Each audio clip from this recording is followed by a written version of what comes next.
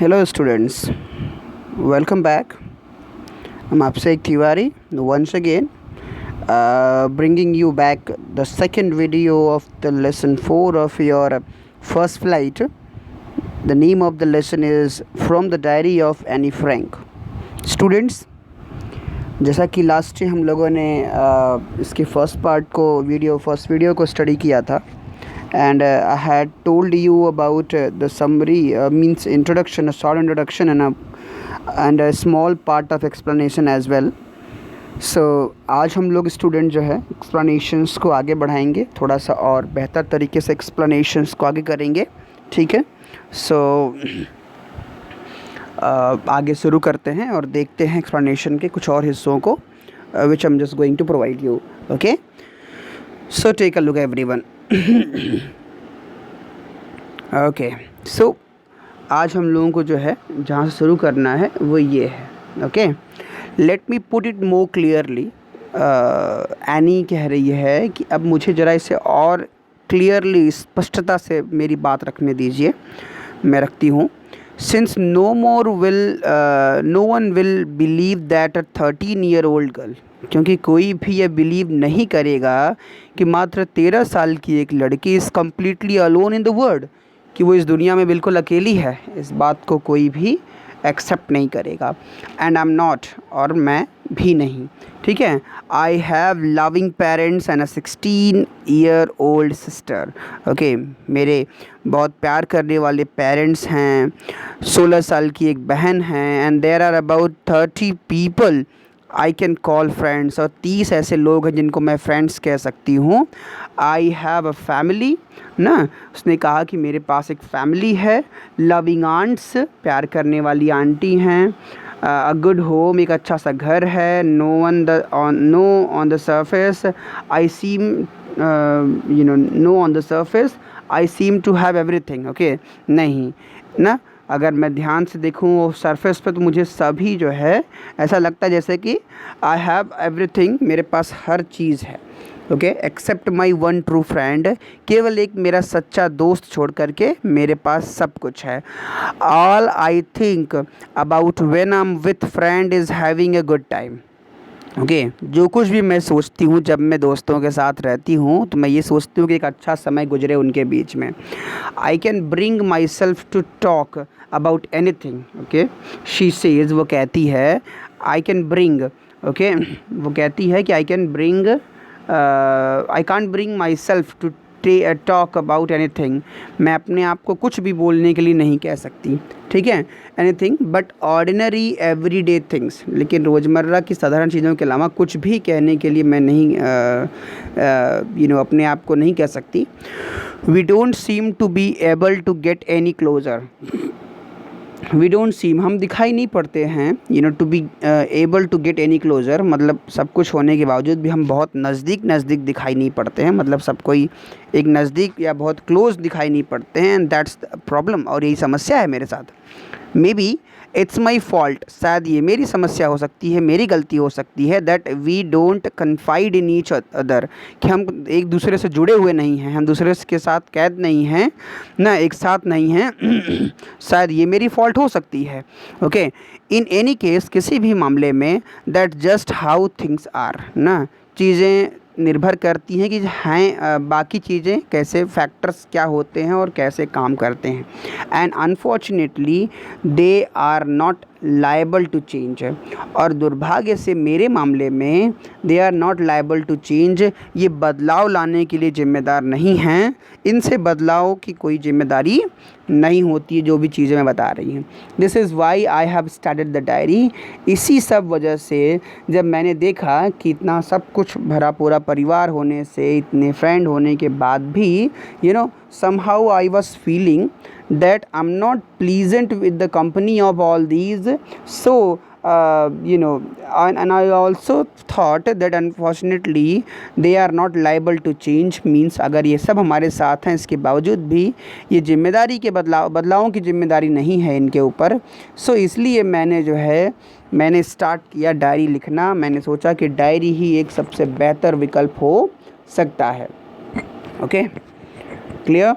आगे बढ़ते हैं। Confide means to tell personal things privately to a person that one trust ना, मतलब वही होता है कि क्लोजली किसी के साथ जुड़े होना, ठीक है, जहाँ पे आप किसी को एक प्राइवेटली कोई बात बताएं और जिसको आप ट्रस्ट कर सकते हो ठीक है।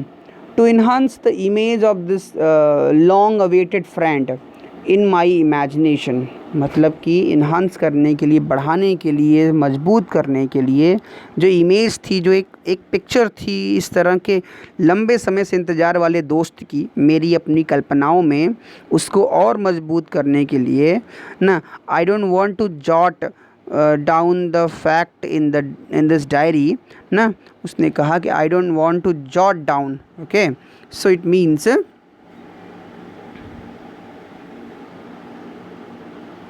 jot down something like लिखना, okay. I don't want to write the facts in this diary, इस इमेजिनेशन को, मेरी इस इमेजिनेशन को और मजबूती देने के लिए, उसको एक इमेज के फॉर्म देने के लिए ना, आई डोंट वांट, मैं नहीं चाहती थी कि मैं उसको जो है डायरी में सब चीज़ लिखूं the way most people would do, जैसा कि लगभग लोग करते हैं कि हर चीज़ डायरी में लिखते हैं।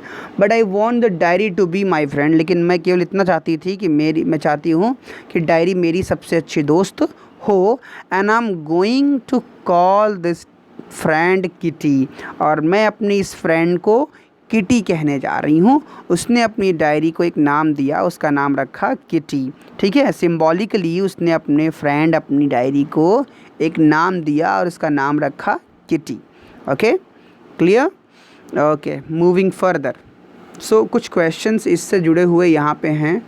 एंड जिस तरह की क्लास 10th के 10th B को छोड़ दें तो 10th A हमारे यहाँ एक्चुअली लास्ट ईयर से सबसे अच्छे बच्चे क्लास 10th A में डाले जाते हैं। अगर स्कूल ओपन रहा होता तो शायद यही एक प्रिवेलेंस एक क्रिएट हुआ है, हमारे स्कूल में चलता है। पर यहाँ अनफॉर्चुनेटली मैं देख रहा हूँ कि क्लास 10th A से तो लोगों के अंदर एनर्जी ही नहीं होती है। Thanks to class 10th B सारे बच्चे जो हैं बहुत एनर्जी के साथ क्लास में अपीयर होते हैं ना।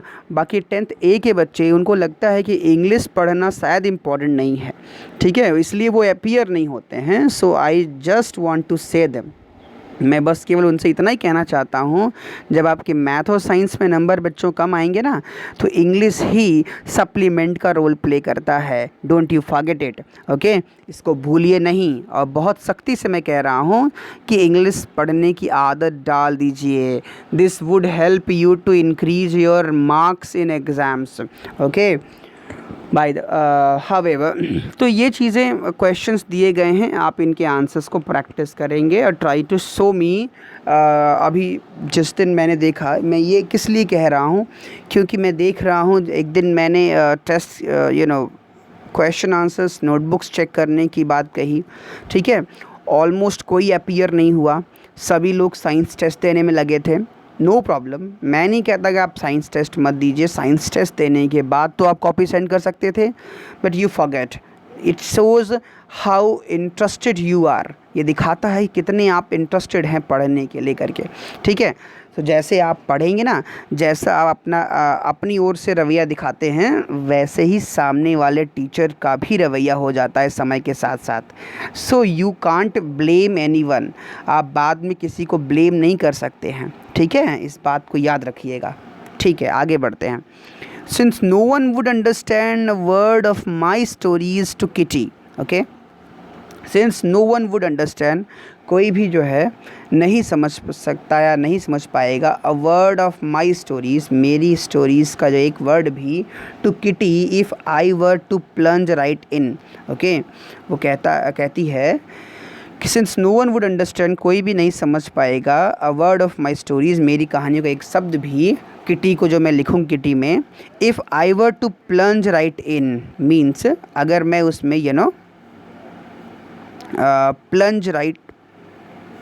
plunge or write in. So to Kitty, if I were simply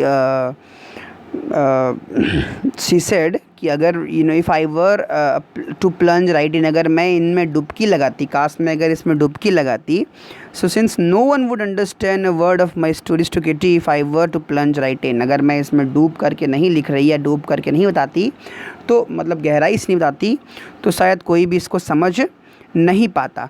okay तो इसलिए I would better provide a brief sketch of my life, इसलिए ना उसने कहा कि मुझे लगता है कि मुझे अपनी लाइफ का डिटेल्ड स्केच ड्रॉ करने से अच्छा है कि मैं एक ब्रीफ स्केच टाइप का ड्रॉ करूं, एक छोटा एक शॉर्ट स्केच ड्रॉ करूं अपनी लाइफ का, much as I dislike doing so, जो कि मुझे तो बिल्कुल पसंद नहीं है करना, लेकिन फिर भी नापसंद होते हुए भी मुझे अपनी लाइफ का एक ब्रीफ स्केच ड्रॉ करना पड़ रहा है। ओके आगे देखते हैं। सो माई फादर, आगे बताती है वो, my father the most adorable father, जो बहुत ही ज़्यादा सम्मानित पिता थे, आई हैव एवर सीन, जिनको मैंने कभी देखा, ऐसे मतलब कि मेरे पिता अभी सबसे ज़्यादा सम्मानित पिता में से एक हैं। Didn't marry my mother until he was 36 and she was 25, उन्होंने मेरी माँ से तब तक विवाह नहीं की जब तक कि वो 36 के नहीं हो गए और मेरी माँ 25 की नहीं हो गई। My sister Margot, okay Margot was born in Frankfurt in Germany in 26, मेरी बहन मार्गट वो फ्रैंकफर्ट जर्मनी के फ्रैंकफर्ट शहर में 1926 में पैदा हुई। आई वॉज बॉर्न ऑन 12 जून 1929, और मैं 12 जून 1929 को पैदा हुई। आई लिव्ड इन फ्रैंकफर्ट, मैं फ्रैंकफर्ट में रहती थी अनटिल आई वॉज 4, जब तक कि मैं 4 साल की नहीं, मतलब 4 साल तक मैं वहीं पे रहती थी। My father immigrated to Holland in 33, 1933 में मेरे पिता जो हैं वो इमिग्रेट हुए थे, हॉलैंड से आए थे, मतलब ठीक है 1933 में वो इमिग्रेट हो गए, हॉलैंड की ओर चले गए। My mother Edith Hollander Frank, मेरी जो मदर थी Edith Hollander Frank went with him to Holland in सितंबर, वो भी मेरे पिता के साथ हॉलैंड चली गई सितंबर में। While Margot and I were sent to Aachen to stay with our grandmother, और जबकि मैं और मेरी बहन मार्गट दोनों को एचेन एक सिटी थी, वहाँ पे हमें अपनी ग्रैंड मदर के पास रहने के लिए भेज दिया गया। मार्गट वेंट टू हॉलैंड इन दिसंबर, उसके बाद मार्गट भी दिसंबर में हॉलैंड चली गई। एंड आई फॉलोड इन फरवरी, और मैं उसके बाद फरवरी में गई। When I was plunk down on the table as a birthday present for Margot, okay so when I plunk down simply, so plunk down usually to put down in a casual way. So when I was plunk down, when I was put down on the table, जब मुझे table पे बैठा दिया गया as a birthday present for Margaret, मतलब Margaret के birthday पे मुझे बुलाया गया फरवरी में, और सीधा मुझे वहाँ पे जा कर के बैठा दिया गया। Okay I started right away at the Montessori nursery school, और तभी से मैंने वहाँ से मॉन्टेसरी नर्सरी स्कूलिंग मेरी शुरू हुई वहाँ पे, मतलब मॉन्टेसरी नर्सरी स्कूल से मेरी पढ़ाई शुरू हुई। I stayed there until I was 6, मैं वहाँ पे 6 साल, मतलब जब तक 6 साल की नहीं हो गई तब तक मैं वहाँ रही। Eight which time I started in the first form, ठीक है, और उस समय से फिर मैंने फर्स्ट फॉर्म में स्टडी करना शुरू किया, फर्स्ट स्टैंडर्ड में। In the 6th form my teacher was Mrs cuprous, यहाँ फॉर्म मतलब स्टैंडर्ड है, ठीक है, तो यहाँ जब वो 6th स्टैंडर्ड में पहुँची तो उसकी टीचर कौन थी, मिसेस क्यूपरस थी, द हेड मिस्ट्रेस, जो कि हेड मिस्ट्रेस भी थी एट द हेड मास्टर, नहीं सुना आपने, head master and head mistress मतलब कि हेड टीचर थी वो।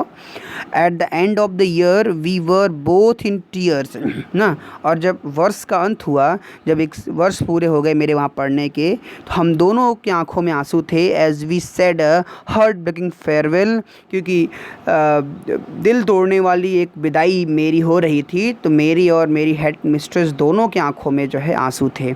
इन द समर ऑफ 1941, और फिर जब 1941 की गर्मियों का समय था, ग्रैंडमा फेल इल, तो मेरी दादी जो है बीमार पड़ गई, and had to have an operation, और फिर उनका ऑपरेशन कराना पड़ा। So my birthday passed with little celebration, इसलिए मेरा बर्थडे जो था वो बहुत थोड़े ही सेलिब्रेशंस के साथ बीता। ओके बहुत थोड़े ही सेलिब्रेशंस के साथ बीता।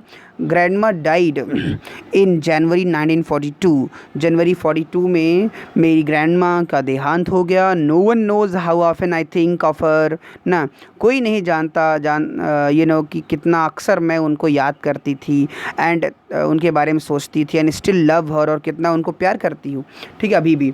सो दिस बर्थडे सेलिब्रेशन इन 1942, तो जो 1942 में जो बर्थडे सेलिब्रेशन हुआ was intended to make up for the other, ठीक है। वो एक्चुअली बर्थडे तो हुआ था लेकिन उसमें जो है कहीं ना कहीं intended to make up for the other, वो किसी दूसरे के लिए उद्देश्य से, किसी दूसरे के उद्देश्य से वो बर्थडे मनाया गया था। And grandma's candle was lit along with the rest, मेरे कैंडल्स के साथ साथ ग्रैंडमा के कैंडल्स भी उसके साथ जलाए गए थे। मीन्स मेरे बर्थडे के साथ साथ ग्रैंडमा को होमेज देने का, उनको श्रद्धांजलि देने का भी उसमें इंतज़ाम किया गया था मेरे बर्थडे के साथ साथ। Okay students, so the 4 of us are still doing well, हम 4 जो हैं बहुत अच्छे से अभी भी सब कुछ चल रहा था। And that brings me to the present date of 20 June 1942। और इसके बाद फिर जो वर्तमान का दिन था 20 जून 1942 आया। And the solemn dedication of my diary, और ये जो दिन था वो एक एकांत का डेडिकेशन थी, एक एकांत की भक्ति थी, श्रद्धांजलि थी मेरी अपनी डायरी के लिए दिन, ठीक है। तो ये डायरी के लिए एक स्पेशल डेज था जिसमें वो अपनी डायरी को सोlemn डेडिकेशन शो करती है, ठीक है। एक एकांत में, सोlemn मतलब एकांत में एक डेडिकेशन अपनी जो उसके प्रति लगाव है उसको वो व्यक्त करती है उस दिन को लेकर के, ठीक है। So we have some other questions right here, हमारे पास कुछ और ओरल कॉम्प्रहेंशन चेक्स हैं, तो आप इनको भी प्रैक्टिस करके अपनी स्टडी को जज कर सकते हैं कि आपने जितना पढ़ा क्या आपको आ रहा है कि नहीं, ठीक है। So this is what the two oral comprehension checks, एक ऊपर दिया है, एक ये है, दोनों को आपको प्रैक्टिस करना है। This is what all about for today's lecture. आज के लेक्चर में बस यहीं तक, फिर अगले लेक्चर मिलेंगे। Till then, thank you, bye bye.